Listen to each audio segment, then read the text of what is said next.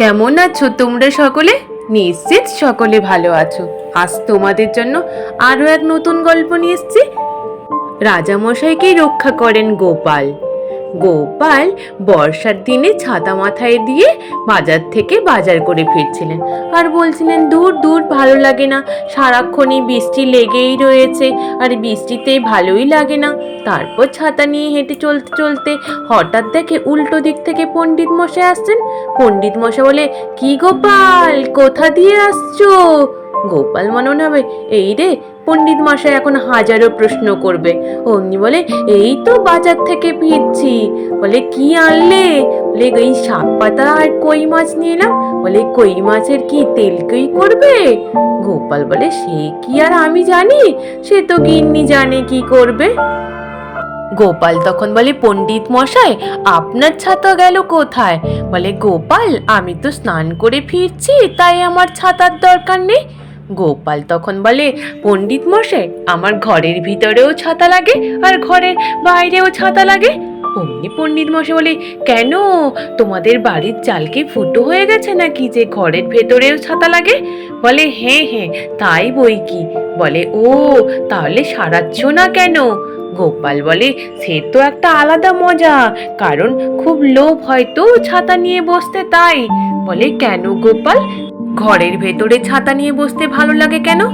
বলে, পণ্ডিত মশাই আপনি বুঝবেন না, আসলে কোচবিহারের মহারাজ, এমনকি খাম্বাজ, ইনারা সকলে তো ছাতা মাথায় দিয়ে বসে থাকেন না।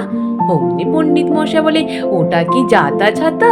ওটা তো রাজছত্র, এটা তো রাজসভায় লাগানো থাকে। গোপাল বলে, আমিও মনে করি আমার বাড়িটা রাজসভা আর আমার ছাতাটা হচ্ছে রাজছত্র।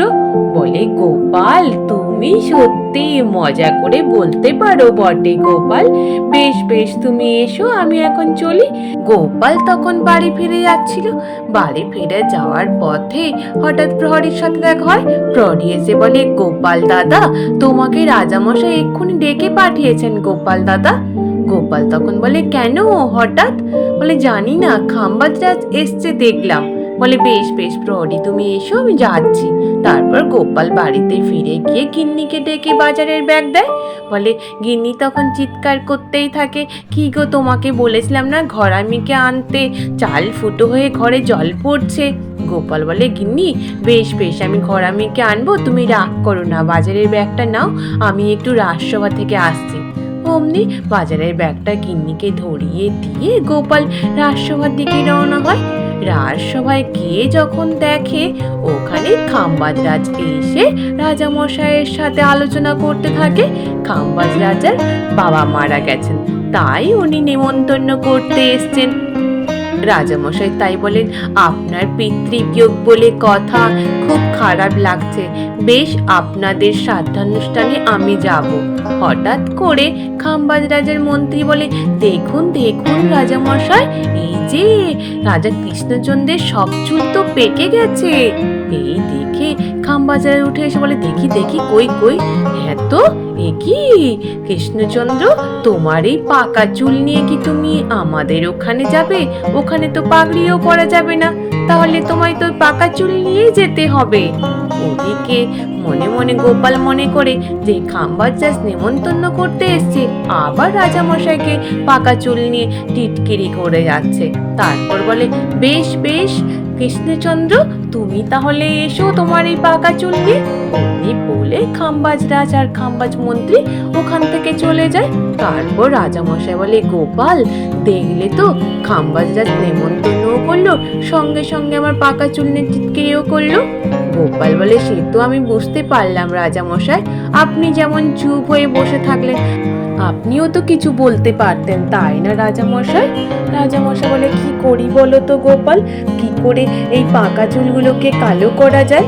পরে রাজসভা শুরু হতেই রাজামশাই সভাসদদের সকলকে বলতে থাকে যে, তোমরা কোনো একটা ব্যবস্থা করো দেখি, কি করে আমার পাকা চুলগুলোকে কালো করা যাবে। বিজ্ঞানী, তুমি একটা কোনো আবিষ্কার করো দেখিনি। বিজ্ঞানী বলে, রাজামশাই আবিষ্কার তো তাড়াতাড়ি হয় না, যদি আমি তাড়াতাড়ি আবিষ্কার করতে গিয়ে আপনার যে কটা কালো চুল আছে সেগুলোও পেকে গেল, তখন কি হবে? বলে, তাহলে কি করা যাবে? মন্ত্রী মশাই মনে মনে ভাবে, এইটাই সুযোগ, এই সময় সময় কিছু কামিয়ে নিতে পারবো। অমনি মিছিমিছি বলে, রাজা মশাই, আমার কাছে একজন কেশ বিশারদ আছে, ওকে বললে ও আপনার চুল কালো করে দেবে।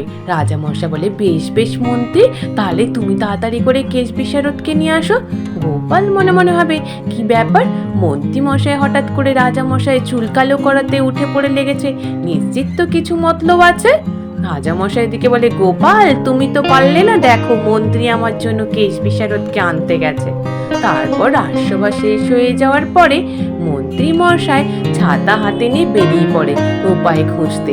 হঠাৎ যখন দেখে পুটির বাড়ির দেওয়ালে ঘোড়া মেঘ আলকাতরায় কালো লাগাচ্ছে, হঠাৎ মনে পড়ে যায় একটা বুদ্ধি। সঙ্গে সঙ্গে বটা ঘটাকে গিয়ে শিখিয়ে দিয়ে আসে কি করতে হবে না করতে হবে। তারপর ওদিকে গোপালও পুটির বাড়ি যায়। পুটির বাড়িতে গিয়ে পুটির বাবার সাথে কথা বলে, তোমার ঘোড়া মেয়েটাকে তো বলবে তো পুটির বাবা আমাদের বাড়িতে কাজ করার জন্য, কালকে যেন নিয়ে যাও কেমন। পুটির বাবা বলে, বেশ গোপাল দাদা, কালকে আমাদের কাজটা শেষ হয়ে যাক, তারপর নইলে নিয়ে যাব। আর নিচের দিকটা আলকাতরা লাগাচ্ছে তো। গোপাল তখন বলে, কেন হঠাৎ করে আলকাতরা নিচের দিকে লাগাচ্ছে যে? বলে, বর্ষার দিনে নিচের দিকটা আলকাতরা লাগালে তাহলে বর্ষার জলে মাটির গায়ে লাগবে না, তার জন্যই। বলে, ও আচ্ছা, তাহলে বেশ, তাহলে কালকে নিয়ে এসো ঘোড়ামিকে। বলে গোপাল চলে আসে। ওদিকে ওই দিন রাত্রিবেলা মন্ত্রী মশাই লুকিয়ে লুকিয়ে গিয়ে পুটির বাবার বাড়ির সামনে থেকে আলকাতরা হাঁড়িটাকে তুলে নিয়ে চলে যায়। তারপরের দিন সকালবেলা পুটির বাবা যখন দেখে আলকাতরা হাঁড়ি নেই, সঙ্গে সঙ্গে গোপালের কাছে গিয়ে বলে, গোপাল দাদা জানো, সর্বনাশ হয়ে গেছে আমার। বলে, কি হলো গো পুটির বাবা?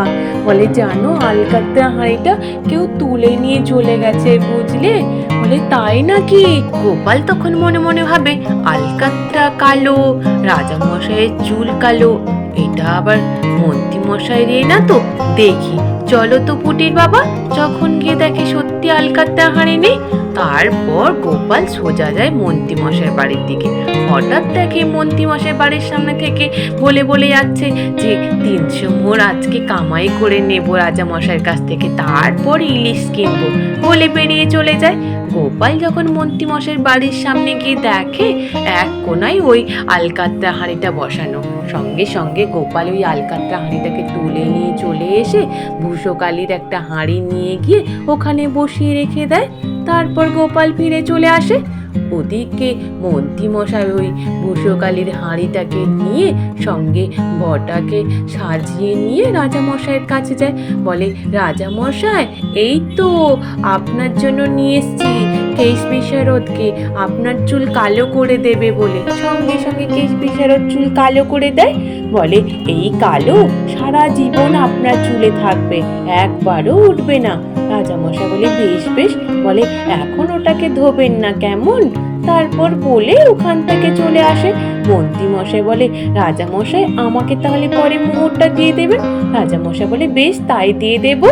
গোপাল আসতেই রাজা মশাই বলে, দেখেছো দেখেছো গোপাল, দেখো আমার চুলগুলো কেমন কালো হয়ে রয়েছে, দেখো তুমি তো পারলে না, মন্ত্রী আমায় কেমন করে কেশ বিশারদকে দিয়ে চুল কালো করিয়েছে।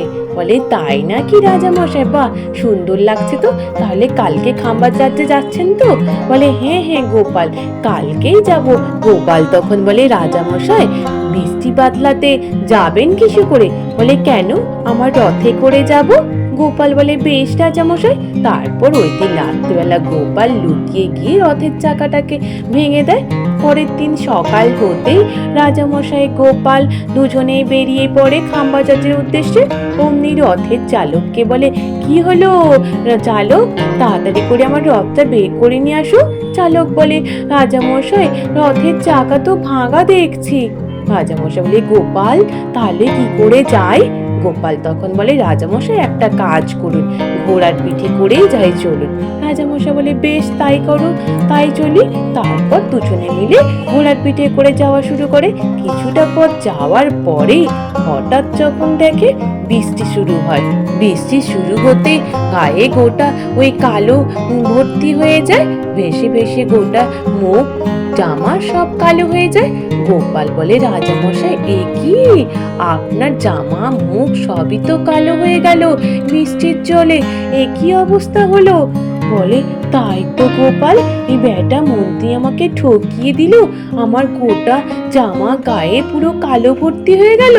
বলে, রাজামশাই বেটা মন্ত্রী আপনাকে আলকাতরা মাখাতে চেয়েছিল, আর ওই আলকাতরা মাখলে তো আপনার চুল একটাও থাকতো না, তাই আমি পাল্টে ভূষকালি রেখে দিয়ে গেছিলাম, আর বটাকে দিয়ে আপনার চুলের গুপ করে কালার করিয়েছিল। বলে, তাই নাকি গোপাল, এ কি অবস্থা? বলে, হে রাজামশাই, আপনি এই পাকা চুল করে পাগল হয়ে গেলেন, খাম্বা যাচ্ছে কি আপনি বলতেন যে আপনার বয়স বাড়লেই পাকা চুল বাড়বে, আর সেইরূপ মাথায় বুদ্ধিটাও বাড়ে, তাহলে এটা আবার লজ্জার কিসের? রাজামশাই বলে, গোপাল একদম ঠিক বলেছ, চলো আমরা গিয়ে স্নান করে আবার পরিষ্কার হয়ে আসবো, তো সঙ্গে ওই মন্ত্রী আর বটাকে বেঁধে নিয়ে আসবো, তারপর স্নান করে দুজনে মিলে বাড়ি ফিরে সঙ্গে বটা ঘটাকে দড়ি দিয়ে বেঁধে ঘোড়ার পিঠে করে টানতে টানতে নিয়ে চলে যায়। আজ এই পর্যন্ত, নিশ্চিত তোমাদের সকলের ভালো লেগেছে। আর যদি ভালো লেগে থাকে তাহলে একটু লাইক আর সাবস্ক্রাইব করে দিও। আর তোমরা সকলে ভালো থেকো, কেমন? টাটা।